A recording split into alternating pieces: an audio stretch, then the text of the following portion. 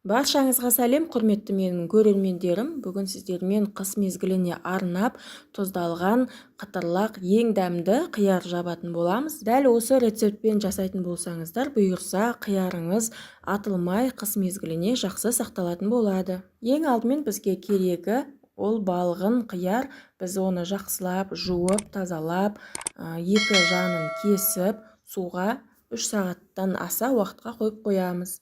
Тұздалған қиярымызды жабу үшін бізге қажет заттар ол сірке суы 70%, шекер, тұз, сарымсақ, ащы бұрыш, хрен жапырақтары, лавр жапырақтары және де зонтики укропа қажет болады.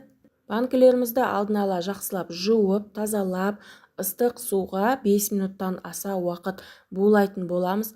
Банкілеріңіздің аузы сынық емес, жарық емес болу керек, мұқият оны қарап шығыңыздар. Суын төккен кезде қара бұрышы төгіліп түсіп қалмас үшін ең алдымен қара бұрышын саламыз. Содан соң лавр жапырағын, укроп жапырақтарын, хреннің жапырақтарын осылай салып шығамыз. Содан соң қиярымызды салатын боламыз. 2 литрлік банкеге осылай хреннің жапырағын біреу немесе екеуін сындырып осылай үстіне саламыз. Лавр жапырағында екеу немесе үшеуден саламыз. Зонтики укропадан біреу салсаңыз жетеді. Сарымсақ қиярды жұмсартады деп жатады. Сол себептен менде ірі осындай екеуден немесе үшеуден саламын. Осылай турап салсаңыз да болады. Ащы бұрышты осылай біреу саламын, үлкенірек. Егер кішірек болса, екеу салсаңыз да болады. Барлық дәмдеуіштерді салып болғаннан кейін қиярымызды сыйымды етіп, нығыздап, осылай салып шығамыз.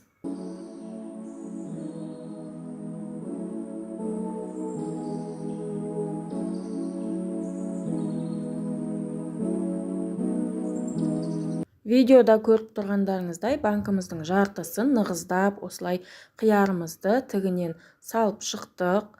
Енді болгар бұрышын айтуды ұмытып кетіппін сіздерге. Оны да арасына нығыздап салып шығамыз, және де жарты банкымызды көлденеңінен қиярымызды қойып шығатын боламыз. Менде осылай 5 килограмм қиярдан 9 литр тұздалған қияр шығады. Осылай қайнаған ыстық суды үстіне құйып шығатын боламыз барлығына. Қақпағын жауып, шамамен 10 минутқа қойып қоямыз. Одан соң бұл суды төгіп тастап, басқа қайнаған су құйып, тағы да қойып қоятын боламыз. Менде шамамен 10 минут уақыт өтті. Арнайы суын төгіп тастауға арналған осындай қақпақты кигізіп, барлық банкымыздың суын төгіп тастайтын боламыз. Содан соң екінші қайтара қайнаған ыстық суымызды құйып, қақпағын жауып, тағы да 10 минутқа қойып қоятын боламыз. Шамамен 10 минут өткеннен кейін бұл суын да төгіп тастаймыз. Содан соң үшінші кезекте тұзын, шекерін, сірке суын құйып, банкымызды жабатын боламыз. Достар, бізде 10 минуттай уақыт өтті. Мына екінші суын төгіп тастап жатырмыз. Толық барлығын төгіп тастадық мына жерде. Енді үшінші кезекте мына шекерін, тұзын және сірке суын құйып, банкымызды толығымен жабатын боламыз. Мен 2 литр банкіге шамамен 3 ас қасық шекер салатын боламын, және де 1 қасық тұз салып, 1 қасық сірке суын құямын. Тұздалған қияр болғандықтан суын 2 қайтара төгіп тастап, үшіншісінде жабамыз. Егер қызанақ жабатын болсаңыз, суын тек 1 рет қана төгіп тастап, екіншісінде жаба беретін боласыз. Өйткені қызанақ жұмсақ, қатты езіліп кетуі мүмкін.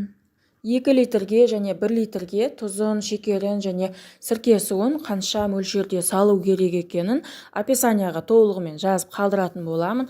Қазір барлығын салып болдық. Енді ыстық суымызды жаймен құйып отырып, банкымызды жаба береміз. Сірке суын қосатын кезде алдын ала тексеріп, сенімді болған кезде ғана қосқандарыңыз дұрыс. Күнделікті пайдаланып жүрген. Өйткені сірке суы да самопал болып қалу мүмкін. Сол себептен сіздің банкілеріңіз атылып кетуі мүмкін. Барлық қағидаларды сақтап, дұрыс рецептпен жабылған банкілер ешқашан атылып және де ашып кетпейді. алдын ала сенімді, тексерілген рецепттермен пайдаланғаныңыз дұрыс. Мен бұл тұздалған қиярды жапқаныма 7 күннен уақыты асты. Жылда осы рецептпен жауып отырамын. Сенімді, тексерілген. Барлығыңызға осы рецептпен жабуға ұсынамын. Барлығыңызға менің пайдам тигеніне өте қуаныштымын. Банкілерімізге дәмдеуіштерін, тұзын, шекерін, ыстық суын барлығын құйып болдық. Соңғы штрих банкімізді жабатын боламыз. Қақпағы сенімді, жақсы, сапалы болу керек, толық жабылу үшін. Және банкі жапқышпен осылай ақырындап бұрап отырып жабатын боламыз. Банкіңізді жауып болғаннан кейін тұзы мен шекері еру үшін осылай жатқызып домалатамыз азғана. Содан соң банкіңізді төңкеріп қоятын боласыз. Егер қақпағынан кішкене су тамшылап тұрса, қақпағын екінші рет қайталап банка жапқышпен бұрап жіберуіңіз керек, немесе қақпағын ауыстырғаныңыз дұрыс. Банкілеріміздің барлығын жауып болдық. Сірке суын құйғаннан кейін қиярдың түсі мына жерде өзгерген. Видеоны соңына дейін қарағандарыңызға рахмет. Менің келесі видеоларымды жіберіп алмас үшін менің каналыма тіркеліп және де лайк басып кетуді ұмытпаңыздар. Және де тұздалған қияр жапқан болсаңыз, өзіңіздің рецептпен бөлісіп комментарийға жазып кетуді ұмытпаңыздар. Банкілеріңізді жауып болғаннан кейін банкілеріңізді төңкеріп, жылы орамалмен немесе сүлгімен толық суығанға дейін орап қойыңыз.